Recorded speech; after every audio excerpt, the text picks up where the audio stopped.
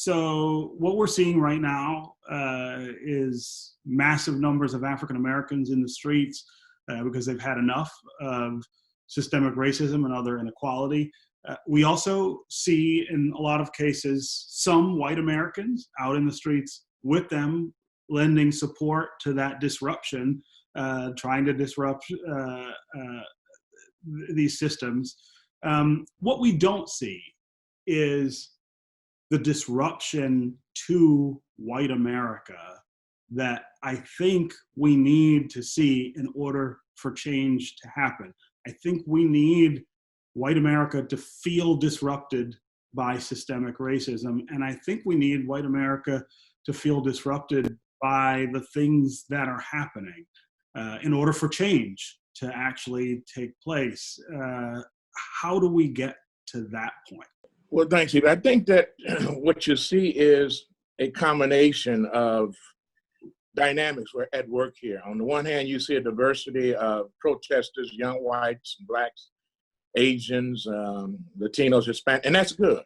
We want the diversity. You see some older whites and blacks involved, but until it touches you directly, you're not impacted by that. The police ain't killing white people. They're killing black people. And it hits us right here between the eyes and right here in the heart.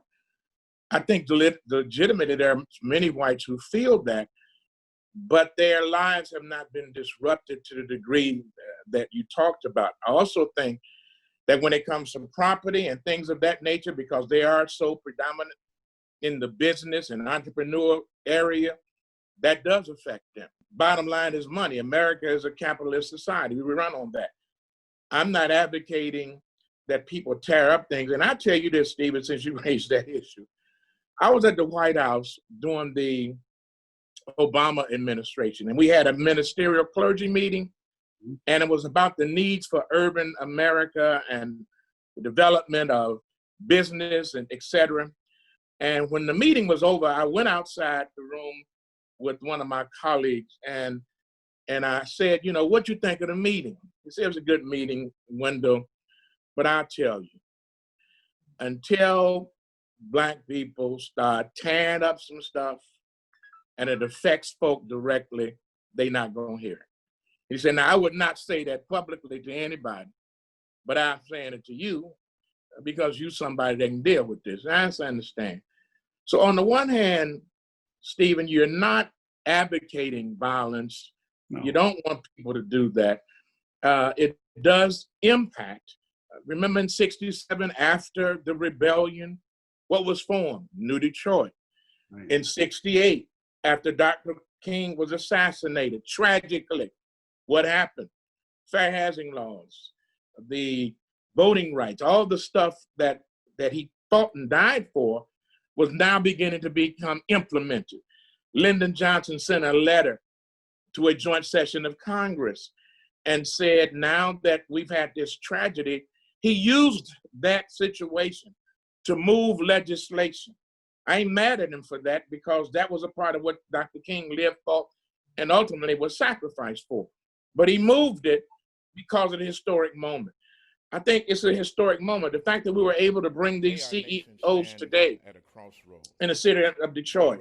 I mean, these were our 9 CEOs who represent the top firms in the state and in many cases around the country. General Motors, Ford, Chrysler, Blue Cross Blue Shield, Rock Mortgage, Quicken Loans, TCF Bank. I mean, that's unusual. And they had statements that spoke to the pain of Black America. And they indicated that they committed themselves. And I just want to share with you what they committed themselves to. We commit ourselves and our companies to reject work, eliminate all forms of bias, racism within our workplaces. They called upon the appropriate government officials to hold accountable the individuals who are involved with the death. That means not only Derek, the officer who had his knee on the neck, but the other 3 officers who are also involved with their knee resting on his back. Mm-hmm. And they call for an independent prosecutorial authority to investigate these issues. And they recommitted to invest in policies and programs that have such a disparate nature within the Black community. They committed to do that. So I'm simply saying, I think the impact is there, and what's going to happen, I believe, and what's important, it begins in Detroit, but it's going to spread around the country. Other CEOs, because of their lead, are going to take the initiative. So you see the opportunity then for systemic change. And that's the thing I feel like always gets lost in this, that this is a system of inequality that is 400 some years old in this country, has so many different dimensions. And that's what never gets changed. Do you see the chance here for?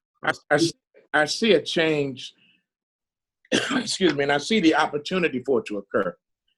Let me ask you, Stephen, when was the last time you heard the CEO of General Motors and Ford and Chrysler say, we don't support racism, we want an investigation, and that we want to fight against systemic racism and sexism and white supremacy? When the last time you heard that? No. You ain't heard. I have not heard. And so for them to say that and articulate, and you and I both know that there are people in that company who don't agree with that, who don't like what Mary Barra said, who don't like what Bill Ford said, who don't like what Gary Torgo said. I know that because I already got calls from some of their insiders who say, damn, Wendell, I mean, we are already hearing some of the good old boys ain't with that. But the fact that they did, and it's only going to occur to what I really wanted by what we did today. I wanted white folk to talk to white folk. I wanted them to hear it. Because when Mary Barra, when Bill Ford, or when Gary Torgo, or when Dan Gilbert and those people call Washington, when they call Lansing, when they talk to legislators and the president and senators, and them people, they listen. Why? Because of the paper. They fund them, and they are part of that club. So I'm simply saying we got to use whatever mechanism we had. Even Dr. King had friends in the white community that pushed the dime. Remember Coleman, when he became mayor, he used Max Fisher, Taubman, and Henry the Deuce, Henry Ford II. And he couldn't go to Washington. They went there for him. And as a result of that, Detroit moved much of its program. That's why we got the Renaissance Center downtown. That's why we had that development. So, and already, Stephen, I mean, I got folk in my community who are already saying, Rev, you're a sellout, you're a corporate guy now. Why are you standing there with corporate America? It ain't gonna change. So by the same way, they catch it from that end, I catch it from my end. But Dr. King said the time is always right to do what is right. This is such a tough time to be processing all of this. It's injury on top of injury, yes. the COVID pandemic. And, you know, I have said over the last couple of days, you know, I'm just tired. I'm exhausted. What are you saying to people in your congregation, in your community, about just being able to hold on at this point? Well, last Sunday I preached online because we're not in the building. From the tree to the knee. And I did a historic piece going back to all the lynchings that Black folk have had on trees. And I used Billie Holiday's song about strange fruit hanging from poplar trees in the southern counties and find us, you know, somewhere on our knees. I use that as a backdrop because they used to hang us from trees. Now they're using their knees. It's not a noose, but the noose is still hanging loose around our neck. And so what I say to our people is that we survived that and we can survive this. And the fact that we have experienced so much, it has toughened us as a people. You and I both felt the pain and feel the pain of the agony when we see another Black man with a white knee on his neck. That could be you, Stephen, that could be me. Yes. In that street. I am George Floyd. You are Ahmaud Arbery. Just by virtue of walking a dog or being in the sidewalk or taking just a cruise on a clear day, not thinking about anything but just enjoying life. And then all of a sudden somebody pulls up behind you, say, man, your tail light is out. You say, well, okay. or you swole and you didn't, and then you say, well, what's my, and then it escalates from there. And then we wind up reading about Stephen Henderson or Wendell Anthony.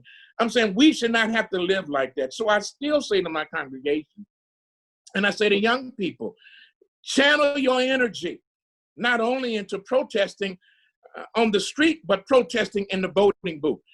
I am so proud that today in Ferguson, Missouri, for the first time in its history, a Black woman is now the mayor of Ferguson, Missouri. I live right next door to Ferguson in Kinloch. My grandmama told us never to go to Ferguson because you might come back dead. You might wind up like Michael Brown. Wow. Now today, a Black woman is a mayor. How did she become mayor? Because young people and old Black people and some white people went to the poll and voted her in.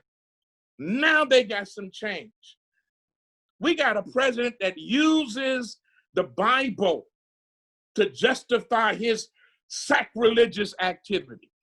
That's tantamount to the devil standing with a cross in the pearly gates talking about, follow me, I'm the way, the truth, and the life. He don't read the Bible. He don't go to church. He don't know nothing about Psalms 24, 23, 91. I doubt if he even say his prayers at night. But yet he holds up the Bible as a virtue, like a paragon of virtue, trying to bamboozle the people. He is now up for re-election. Y'all, if we don't vote to turn him out, shame on us.